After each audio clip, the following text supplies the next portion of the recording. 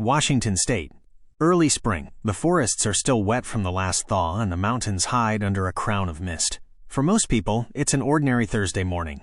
For Chief Sheriff Jonathan Parker, it is the last day of his life. Tonight on Twisted Case File, we explore the heart of Washington State. A respected lawman, Chief Sheriff Jonathan Parker began his last day unaware of the danger closing in on him. This is the story of his final hours. Don't forget to like, share with friends, and also subscribe. Parker had been the highest-ranking lawman in Silvercrest County for nearly a decade. A tall man with a deliberate gait and a reputation for fairness, he was not the type of sheriff you'd expect to make enemies. Yet his job, cracking down on a new wave of methamphetamine traffickers and exposing corruption, had earned him a long list of them. He joined the sheriff's office right out of the police academy in 1995. By 2020, he had worked nearly every division: patrol, narcotics, internal affairs. Colleagues called him by the book, a man who refused to bend the law even under pressure. Community members saw a father of two who attended every school board meeting he could. John was a straight arrow. If you broke the law, it didn't matter who you were.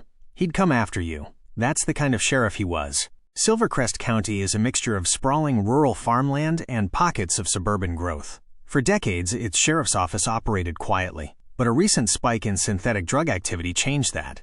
Parker was at the center of an ongoing investigation that tied local gang figures to a broader interstate network. Born in 1973 in Olympia, Parker graduated top of his class at the State Academy. By his mid-40s, he had already dismantled 2 major narcotics rings. Friends warned him that his latest investigation, targeting a violent group known as the Iron Wraiths, was different. More dangerous. Parker brushed off the warnings. The clock was running out. To understand how the sheriff's final day unfolded, we need to go back. Not just to that morning, but to the weeks leading up to it. Parker's office had been receiving a series of anonymous threats. Letters, untraceable phone calls, a burned-out car parked across from his driveway at night. Nothing solid enough for an arrest, but enough to unsettle even a seasoned officer. Yet publicly, Parker appeared unshaken. At a town hall just days before his murder, he spoke about transparency and accountability in law enforcement. Residents applauded. He smiled, though those closest to him later said he seemed tired, distracted. I remember telling him, "Sheriff, you're pushing too hard. Maybe lay low for a while." And he just said, "If not me, then who?" That's the kind of man he was. That sense of duty was part of his identity. It was also the force pulling him into greater danger. Thursday, March 18, 2021. 5:42 a.m. Parker wakes up before his alarm, as usual. He brews a pot of coffee, flips open a leather notebook where he writes his daily tasks. His wife later recalls he seemed preoccupied, double-checking his phone as though expecting a message. He kisses his wife goodbye at 6 a.m., telling her he'll be home late. He leaves in his unmarked SUV, a black Ford Explorer. The dash cam records him humming quietly to the radio, the last known footage of him alive inside his vehicle. At 7:15, he's seen on surveillance at a gas station near Highway 14. He fills his tank, nods to the cashier, buys a bottle of water. Nothing unusual, but in the corner of the footage, a dark pickup truck appears briefly, then vanishes. To this day, investigators haven't publicly identified that vehicle. By 8:30 a.m., Parker is back at the sheriff's office. His staff recall a tense meeting about a confidential informant whose cover may have been blown.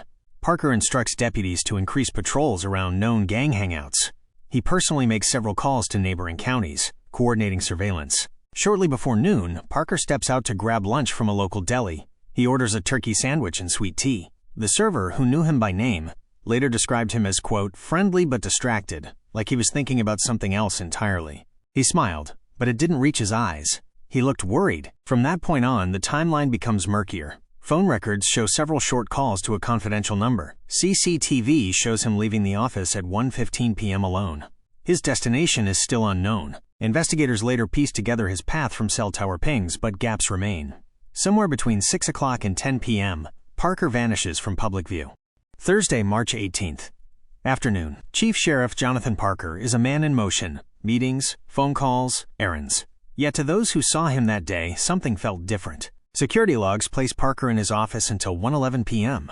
That's the last confirmed timestamp from the building's keycard system. He leaves alone, carrying a leather briefcase. Where he goes next has been pieced together only through scraps, camera footage, receipts, and statements from residents. Each clue adds a stroke to the picture of his final day. Shortly before 1:45 p.m., a hiker notices a black SUV parked at an overlook off Highway 14. The hiker later recalls seeing a tall man in a dark jacket standing by the railing, phone pressed to his ear. He seemed agitated. I didn't think much of it at the time. He was pacing like he was arguing with someone.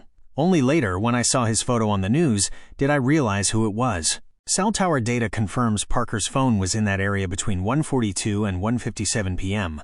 What the call was about remains sealed in the case file. 2:30 p.m. Parker's SUV is captured on a warehouse security camera on the outskirts of Silvercrest. He pulls in, stays for exactly 14 minutes, and drives off. Investigators believe he may have met a confidential informant, the same one whose cover was rumored to be blown. A second vehicle, possibly a dark pickup, enters the lot moments after Parker leaves. Detectives have not publicly said whether the two are linked. From 3 o'clock to 4:30 p.m., Parker makes a series of short, coded calls. One to a deputy in a neighboring county, one to a number traced to a prepaid phone, one to his wife, simply saying he'll be late. Witnesses at a cafe along Route 9 remember a man matching Parker's description sitting alone at a corner table, papers spread out before him. He leaves a generous tip. His coffee is only half finished. After 5 p.m., the trail cools. No more CCTV hits. No more card swipes. The only record is a single cell ping at 6:12 p.m. near a rural intersection known locally as Miller's Bend. That is the last digital trace of Sheriff Parker alive. I saw two vehicles pulled off on the gravel shoulder. One was a black SUV, the other a dark truck. Couldn't see faces. Just silhouettes. By the time deputies were dispatched to that same stretch of road later that night, only Parker's SUV remained, riddled with bullets. Dispatch logs paint a chaotic picture. Multiple calls about gunfire. A deputy en route to an unrelated call diverted to Miller's Bend. What he finds there will send shockwaves through Washington law enforcement. I knew it was his SUV before I even stepped out of my car. I ran up and the details of the scene remain sealed in court documents. What's clear is that Parker had been ambushed. Evening news breaks. By midnight, word spreads. Sheriff Down flashes across police scanners. Local news crews converge on the county hospital. Community members light candles outside the sheriff's office. An investigation is already underway. It's only the beginning of a case that will drag on for months, with twists no one expects. Thursday, March 18th, 10:04 p.m. The first 911 call comes in from a motorist who thinks she's heard fireworks near Miller's Bend. A second call, less than a minute later, reports, quotes, rapid gunfire. Dispatchers triangulate the location, a remote stretch of county road lined with old barns and forest. Deputy Alan Reyes is only 5 miles away. He diverts from his route, unaware that he's driving into a scene that will haunt him for years. At 10:11 p.m., Reyes arrives. His dashcam records a black Ford Explorer sitting at an angle across the shoulder, driver's door ajar. No other vehicles in sight. He calls for backup, steps out with his flashlight drawn. I shouted his name. No response. The windshield was shattered. The interior lights were on, but it was too quiet. Within minutes, the road fills with law enforcement units, paramedics, and crime scene technicians. They seal off a half-mile radius. The sheriff's badge, still pinned to his shirt, glints in the paramedics' flashlights. Investigators find multiple shell casings from 2 different calibers. Tire tracks leading away from the scene. A smear of oil where another vehicle may have braked hard. No wallet stolen. No sign of a struggle outside the SUV. They conclude quickly this was no random attack. It was an ambush, a coordinated hit on the county's top lawman. Back at the sheriff's office, stunned deputies crowd into the operations room. The undersheriff assumes command, activating the Major Crimes Task Force. The governor's office is briefed. State troopers flood Silvercrest County to support the investigation. In law enforcement, when one of our own goes down, the net closes fast. Everyone drops what they're doing. By dawn, the story leads every major network in the Pacific Northwest. Headlines read, County Sheriff slain in apparent ambush. Commentators speculate about motives, revenge, cartel retaliation, political vendetta. Authorities, meanwhile, say little. They appeal to the public for tips, release a description of a dark pickup truck seen near the scene, and urge caution. Within 48 hours, ballistics linked the shell casings to a weapon recovered months earlier in a raid on the Iron Wraiths gang. Detectives trace a prepaid phone found near the overlook to a former informant. The pieces of a much larger puzzle begin to click into place. But evidence alone is not enough. They need witnesses. Silvercrest County mourns. Hundreds attend a vigil at the courthouse steps. The sheriff's 2 adult children speak briefly, thanking the community. They say their father died doing what he loved, protecting others. For many in law enforcement, Parker's death becomes a rallying cry. For his community, it's a wound that will take years to heal. Behind the scenes, investigators follow every lead: phone records, bank transfers, security cameras from 3 states. Each breadcrumb points back to the same network Parker had been trying to dismantle. Who ordered the hit? Who pulled the trigger? And how did they know exactly where he'd be that night? Friday, March 19th. Dawn breaks over Silvercrest County. The sheriff's office parking lot is a forest of satellite dishes. Inside, the newly formed task force is already at work. They know two things. Parker was ambushed, and whoever did it planned the attack with precision. The investigation becomes the largest in county history. State police, the FBI, and neighboring sheriff's offices contribute manpower. More than 300 tips pour in during the first 72 hours. Detectives start with the phone data. Parker's last outgoing calls are to a prepaid phone, registered under a false name. Technicians trace it to a small electronics shop where a man was caught on CCTV buying several burner phones at once. That man turns out to be a low-level associate of the Iron Wraiths gang. The pattern was obvious. Whoever orchestrated this hit wanted to control communications, to make Parker come to them on their terms. Another breakthrough comes from a farmer security camera 2 miles from Miller's Bend. The footage shows the same dark pickup truck spotted near the sheriff's SUV earlier in the day. Detectives enhance the images, identifying a partial license plate. It matches a vehicle registered to a shell company linked to the gang's financial front. Now they have a vehicle, a network, and a motive, but still no shooter. They turn to the streets. After weeks of surveillance and a few carefully executed raids, detectives flip a mid-level gang member. In exchange for leniency on unrelated charges, he tells them about a meeting held 2 nights before the murder. According to him, Parker's investigation threatened to expose a lucrative drug corridor. A contract was placed on his head. He also provides a name for the alleged gunman, Victor Vic Salazar, a 27-year-old enforcer with a violent record. Armed with warrants, the task force moves. At dawn on April 2nd, teams raid 3 locations simultaneously: a rural farmhouse, a storage unit, and an auto body shop.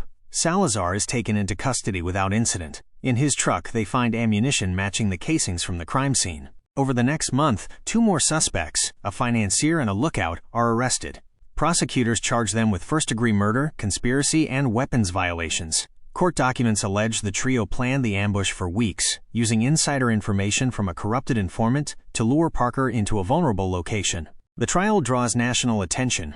For security reasons, it's moved to a neighboring county. Witnesses testify about coded phone calls, cash payments, and gang hierarchy. The jury deliberates for 3 days before returning a verdict, guilty on all counts. Salazar receives life without parole. His co-defendants receive decades-long sentences. The judge calls the crime an assault on the rule of law itself. In the months after the trial, Silvercrest County slowly begins to heal.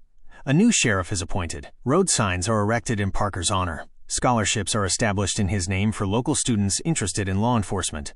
Dad believed in service. We want his legacy to be about building bridges, not just about how his life ended. Law enforcement agencies across Washington study the case as a cautionary tale. New protocols are put in place for officer safety, especially when dealing with high-risk informants. The FBI publishes a case study on interagency cooperation, citing the Parker investigation as a model. In Death, Parker influenced policies that may save other lives. Chief Sheriff Jonathan Parker devoted his career to protecting others. His final hours were marked by duty, not fear. The men who tried to silence him failed to erase his impact. His story endures, a reminder of the risks borne by those who stand between order and chaos. This has been the final hours of the Chief Sheriff in Washington before he was murdered. Thank you for watching, and don't forget to like, share with friends, and also subscribe.